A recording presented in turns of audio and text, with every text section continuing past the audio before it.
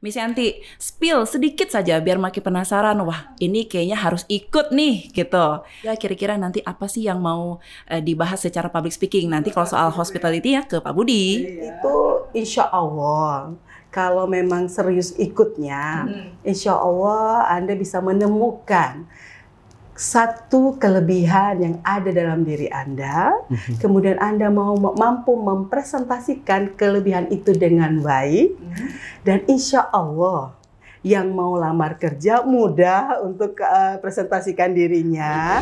Menurut saya itu butuh sekali ya. Butuh ya. Butuh sekali, karena pada dasarnya siapapun, tidak hanya yang bekerja di hospitality industry saja, kita membutuhkan bagaimana tadi kita bisa meyakinkan tamu, ya, bagaimana kita bisa mencapai